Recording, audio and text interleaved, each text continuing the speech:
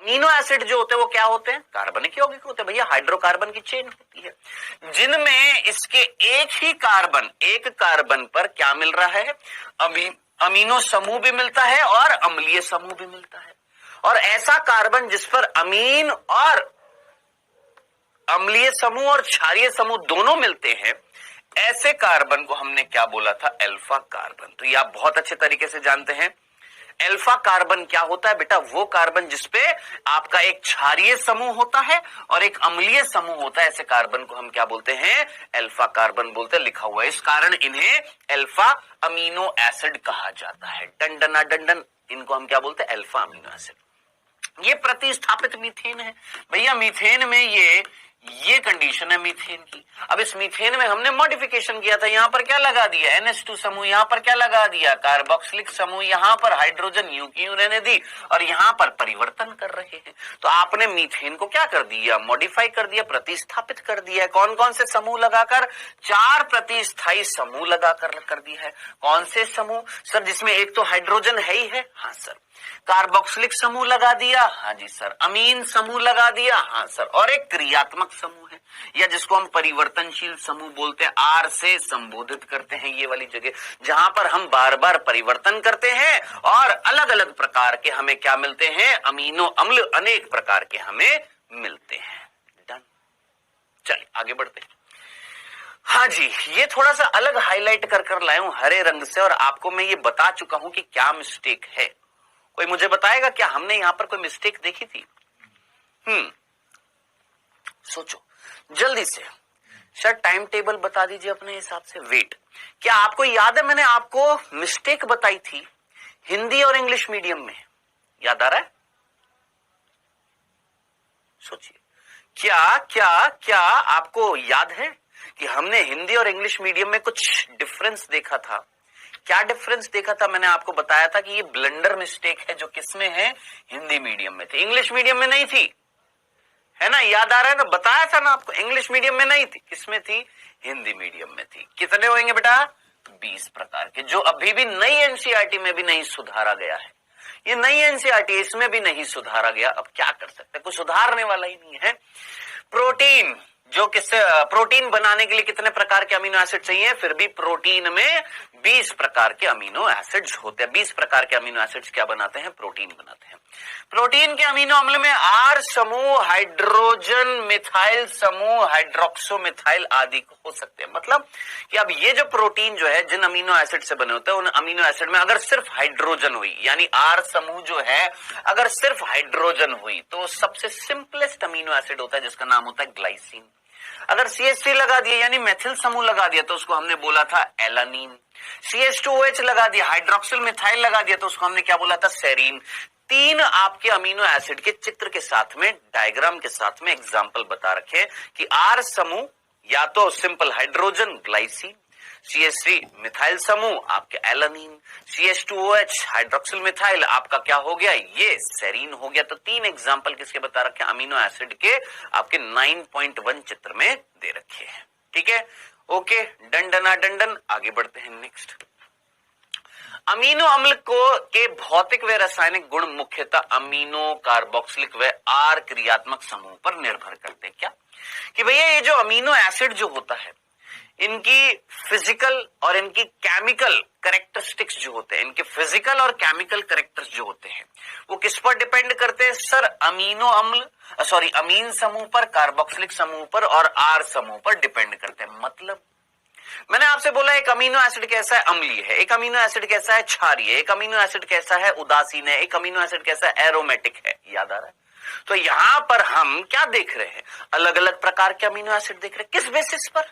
सोच, अगर benzene ring type के मिलेंगे तो हम क्या बोलेंगे? एरोमेटिक। अगर अमीन समूह की मात्रा ज्यादा हो जाएगी तो कैसा हो जाएगा? क्षारीय। कार्बोक्सिलिक समूह की मात्रा ज्यादा हो जाएगी तो कैसा हो जाएगा? अम्लीय। और दोनों बराबर रहेंगे तो क्या होएगा? उदासीन होएगा। याद आ रहा है? वही चीज यहां पर लिखी हुई है कि अमीनो व कार्बोक्सिलिक समूह की संख्या के आधार पर क्या हो सकते? अम्लीय हो सकते। जैसे ग्लूटामिक एसिड अम्लीय हो गया, क्यों? क्योंकि कार्बोक्सिलिक समूह ज्यादा था। क्षारीय क्या हो जाएगा, लाइसीन अर्जिनिन कैसा हो जाएगा, क्षारीय हो जाएगा। क्यों? क्योंकि अमीन समूह ज्यादा है। उदासीन, उदासीन कैसे हो गया, वेलीन हो गया, वेलीन जो है उदासीन हो गया है। क्यों? क्योंकि अमीन समूह और कार्बोक्सिलिक समूह बराबर बराबर होते हैं। इसी प्रकार एरोमेटिक अमीनो अम्ल मिलते हैं, कौन सा, tyrosine, phenyl alanine, tryptophan. Example याद रखने हैं, टायरोसिन, फिनाइल एलानीन और ट्रिप्टोफैन, तीन एग्जाम्पल किसके, एरोमेटिक अमीनो एसिड के। क्या होते हैं एरोमेटिक अमीनो एसिड, जरा सोच। अम्लीय के हमने दो उदाहरण पढ़े थे, एक दे रखा है ग्लूटामिक एसिड, दूसरा कौन सा था, एस्पार्टिक एसिड, याद आ रहा है। क्षारीय के हमने क्या पढ़े थे, लाइसीन अर्जिनिन पढ़ा था, हाँ सर। उसके अलावा सारे के सारे क्या थे, उदासीन, जिसमें से तीन आपके क्या थे, एरोमेटिक थे। कौन कौन से, टायरोसिन, फिनाइल एलानीन और ट्रिप्टोफैन। एरोमेटिक का मतलब जिसमें रिंग मिलेगी, हेट्रोसाइक्लिक रिंग मिलेगी, विषम रिंग मिलती है, बेंजीन टाइप की रिंग मिलती है, उसको हम क्या बोलते हैं, आपकी एरोमेटिक अमीनो एसिड बोलते हैं। तो तीन एरोमेटिक अमीनो एसिड याद रख, दो अपने अम्लीय याद रख, दो अपने क्षारीय याद रख, बाकी उदासीन तो सारे होते हैं, जिसमें से एक याद रख ले, कौन सा, वेलीन। खत्म खल्लास। क्या यहां से प्रश्न बनेगा, बिल्कुल बनेगा, बिल्कुल बनेगा। हाँ जी, लाइसीन अच्छा तीन याद रखने किसके, क्षारीय के, लाइसीन अर्जिनिन और हिस्टिडीन। हाँ जी, कितने थे, लाइसीन अर्जिनिन और हिस्टिडीन, तीन थे, हिस्टिडीन भी होता है, ठीक है जी। सो ये हम पढ़ चुके हैं, क्या ये चीज क्लियर है। आगे, हाँ भाई, अमीनो अम्ल का एक विशेष गुण यह है कि अमीनो वे कार्बोक्सिलिक समूह आयनीकृत प्रकृति के होते हैं। आयनीकृत यानी आयंस की फॉर्म में मिल सकते हैं, चार्जेबल होते हैं, चार्ज्ड होते हैं, आवेश इन पर होता है, ठीक है। अमीन समूह, कार्बोक्सिलिक समूह, इनका आयनीकरण हो जाता है। अतः विभिन्न पीएच पर विलयनों में अमीनो अम्ल की संरचना परिवर्तित हो जाती है। ज्विटर आयन होते हैं, एम्फोटेरिक होते हैं जी, और ये कैसे होते हैं, चार्जेबल होते हैं, आयंस के फॉर्म में मिल रहे हैं। तो अलग अलग पीएच पर क्या हो जाता है, इनकी स्ट्रक्चर में क्या हो जाता है, चेंज हो जाता है। और आइसो इलेक्ट्रिक पॉइंट आपने पढ़ा होगा केमिस्ट्री में, हाँ जी, क्लियर है, डन, ये चीज याद रखनी थी। चलिए जी, ये था हमारा पेज, ये सीधी सी बात बता रखी है कि भैया ये आपका ज्विटर आयन के प्रारूप बता रखे हैं, यहां पर ये ज्विटर आयन को दर्शा रहा है। यहां पर अमीन समूह, कार्बोक्सिलिक समूह, अमीन समूह, कार्बोक्सिलिक समूह, जब दोनों आयनिक फॉर्म में मिलेंगे तो वो क्या कहलाएगा, ज्विटर आयन कहलाएगा। यहां पर केवल आयनीकृत किसका हो रहा था, कार्बोक्सिलिक समूह का, यहां पर केवल आयनीकरण किसका हो रहा था, आपका अमीन समूह का। जब दोनों आयनिक फॉर्म में मिलेंगे तो उसको हम क्या बोलेंगे, ज्विटर आयन बोलेंगे। हाँ जी, हाँ भाई, दरोल उल्म, शायद मेरे से गलती होगी, हिस्टिडीन भी था। हाँ भाई, चलें आगे, नेक्स्ट अगले पेज पर आते हैं, 11वें पेज पर। अब ये 11वां पेज मोस्ट इंपॉर्टेंट है क्योंकि सारी चीजें यहां पर बहुत सारी दे रखी हैं। सर थर्ड लाइन में भी 20 होएगा, यस ऑब्वियस ही बात है बेटा, थर्ड लाइन में भी कितना होएगा, 20 होएगा। यहां पर 21 दे रखा है, 20 होएगा, यहां पर 21 दे रखा है, कितना होएगा, 20 होएगा। प्लीज याद रखना वो एग्जाम्पल जो एनसीईआरटी में लिखे हुए हैं, कोशिश ये करना है ना, कोशिश ये करना जो एनसीईआरटी में एग्जाम्पल है। एक्सेस में जब आप याद करते तो कई बार भूल जाते हैं। वेलीन उदासीन, ग्लूटामिक एसिड अम्लीय, डन। क्षारीय कौन सा हो गया आपका, लाइसीन, और एरोमेटिक आपका फिनाइल एलानीन, ट्रिप्टोफैन और टायरोसिन। ये तो दिमाग में छपे होने चाहिए, ठीक है बेटा, ये तो दिमाग में यूं के यूं छप जाने चाहिए ये एग्जाम्पल, क्योंकि दोस्त यहां से आपका क्वेश्चन पूछा जाता है, ठीक है। चलो आगे बढ़ते हैं। और हमने कई सारी ट्रिक्स पढ़ी थी यार, अगर आपको ट्रिक्स भी याद आ रही हो, हेल नाम से थी, हेल है जी, पार्थ सर की टेबल चेयर, ऐसे कुछ हमने पढ़ी थी कि नहीं पढ़ी थी, हाँ जी। चलिए आगे बढ़े बेटा। अब ये है इंपॉर्टेंट पेज क्योंकि सब कुछ यहां पर इंपॉर्टेंट चीजें दे रखी हैं, डन। आइएगा, 11वां पेज है हमारा ये वाला, 48 में से बढ़ते हैं। यहां पर क्या लिखा हुआ है, साधारणतः अभी तक हमने अमीनो एसिड और प्रोटीन की थोड़ी बहुत बात करी, अब बात कर रहे हैं यहां पर किसकी, लिपिड की। साधारणतः लिपिड पानी में अघुलनशील होते हैं, पानी में नहीं घुल पाते हैं, कौन, आपके लिपिड। ये साधारण वसा अम्ल हो सकते हैं, कैसे हो सकते हैं, सिंपल वसा अम्लों से बने हो सकते हैं। वसा अम्ल में एक कार्बोक्सिलिक समूह होता है जो एक आर समूह से जुड़ा होता है, याद करिएगा क्या मिल रहा था, एक कार्बोक्सिलिक समूह मिल रहा था एक कार्बोक्सिलिक समूह मिलता है जो किससे जुड़ा होता है, आर समूह से।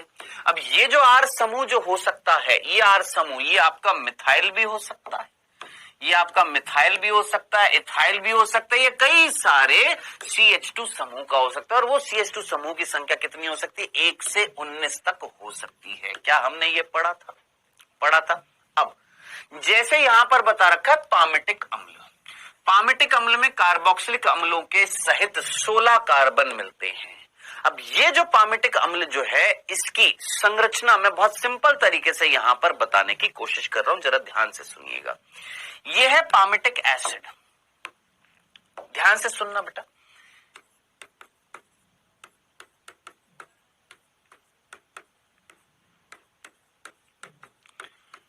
ये है पामिटिक एसिड। अगली आप बनाइएगा, सिंपल तरीके से बनाई है क्या, पाल्मिटिक एसिड। अब जरा सोच, कई बच्चे पता है क्या सोचते हैं, पामिटिक एसिड में कार्बोक्सिलिक समूह के अलावा 16 कार्बन है। क्या कई बच्चे सोचते हैं ये जो पामिटिक एसिड जो होता है, इसमें टोटल क्या लिखे हुए हैं, 16 कार्बन लिखे हुए हैं। 16 कार्बन कैसे हैं, एक तो कार्बोक्सिलिक समूह का कार्बन, CH2 में टोटल CH2 समूह कितने हैं, 14 है, यानी 14 कार्बन ये, और एक मिथाइल समूह का कार्बन। तो टोटल कितने हैं ये, 16 इस तरीके से है, इस तरीके से। तो एक मिथाइल होगा, भाई मिथाइल तो लास्ट में आएगा ही आएगा, किस में आएगा गुरु आपके, यहां पर ये जो वसा अम्ल होएगा इसमें लास्ट में तो मिथाइल आएगा ही आएगा, अगर यहां पर CH2 समूह आ रहे हैं। भाई ये आपका कार्बोक्सिलिक एसिड है। अब यहां पर या तो सिर्फ मिथाइल हो गया, ये या तो सिर्फ ये हो गया। अब अगर ये नहीं हुआ, ये लास्ट में है वैलेंसी को पूरा करने के लिए, तो बीच में CH2 होंगे। अब ये जो CH2 की संख्या 1 से 19 तक हो सकती है, ये बोला गया कि इनकी संख्या 1 से 19 तक हो सकती है। पामिटिक एसिड में कितनी थी भैया, यहां पर CH2 कितने थे, टोटल 14 थे, इंक्लूडिंग कार्बोक्सिलिक एसिड और मिथाइल समूह को मिलाकर टोटल कितने मिल रहे हैं, 16 मिल रहे हैं, ये कह रहा है।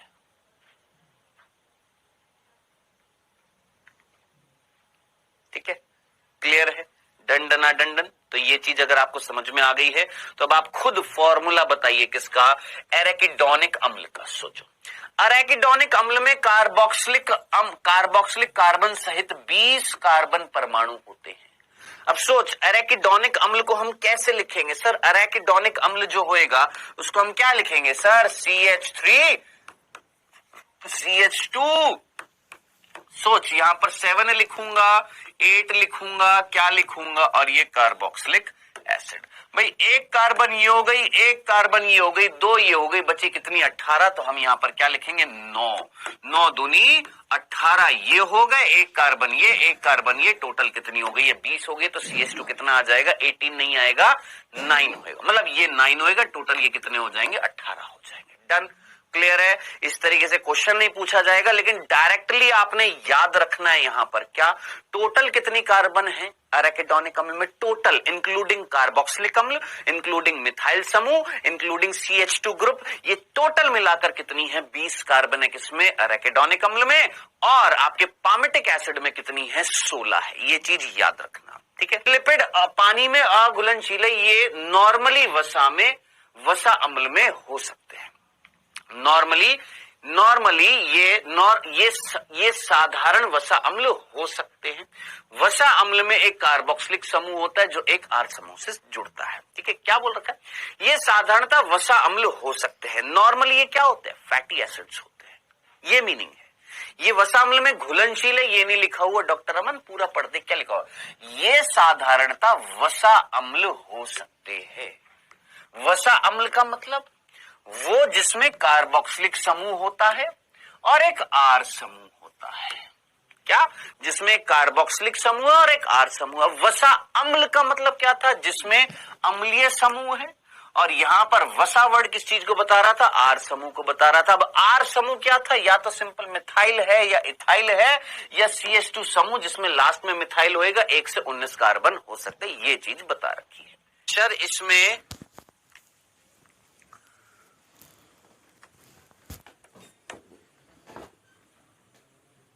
सॉरी 18 आएगा 9 नहीं आएगा, कितना आएगा 18 आएगा। माफ करना, मैं बांगड़ू हूं।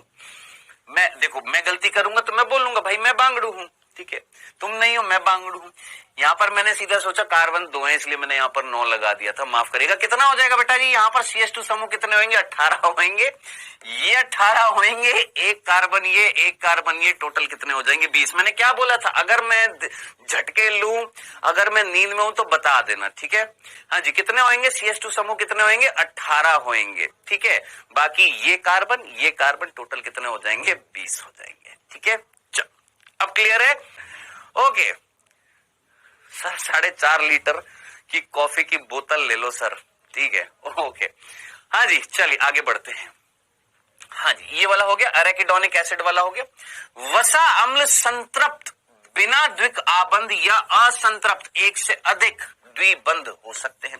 हम लोगों ने याद कर वसा अम्ल जो पड़ी थी वो 2 प्रकार की थी, या तो सैचुरेटेड थे या अनसैचुरेटेड थे। सैचुरेटेड का मतलब क्या था, जिसमें कोई डबल बॉन्ड नहीं है। अनसैचुरेटेड का मतलब जिसमें कोई ऐसी कार्बन होगी जिसमें सैचुरेशन नहीं हुआ, यानी डबल बॉन्ड मिल रहे हैं। यानी हर कार्बन पर अगर हाइड्रोजन मिलेगी तो वो आपका क्या वहां पर कोई डबल बॉन्ड नहीं मिलेगा, वो क्या होंगे, संतृप्त होंगे। असंतृप्त जिसमें कहीं ना कहीं डबल बॉन्ड मिल जाएंगे। ये सिंपल सा मीनिंग हम लोगों ने पढ़ लिया था। दूसरा साधारण लिपिड ग्लिसरॉल होता है। अब लिपिड के 2 भाग हैं, ध्यान से सुनना। लिपिड जो होता है उसके 2 भाग हैं, जिसमें से एक भाग बता रखा है वसा अम्ल, दूसरा भाग जो है वो कौन है, ग्लिसरॉल है। जब ग्लिसरॉल के साथ वसा अम्ल जुड़ जाती है, एक ग्लिसरॉल के साथ एक वसा अम्ल जुड़ती है तो क्या बनता है, मोनोग्लिसराइड बनता है। क्या बनता है, मोनोग्लिसराइड। 2 जुड़ती है, डाइग्लिसराइड। 3 जुड़ी थी तो ट्राइग्लिसराइड। क्या बना था, ट्राइग्लिसराइड। अब ट्राइग्लिसराइड किससे बना था, 3 वसा अम्ल और 1 ग्लिसरॉल। डाइग्लिसराइड किससे बना था, 2 वसा अम्ल 1 ग्लिसरॉल। मोनोग्लिसराइड किससे बना था, 1 वसा अम्ल 1 ग्लिसरॉल। अब ये जो ग्लिसरॉल जो होती है ये कौन थी, ट्राई हाइड्रोक्सी प्रोपेन थी।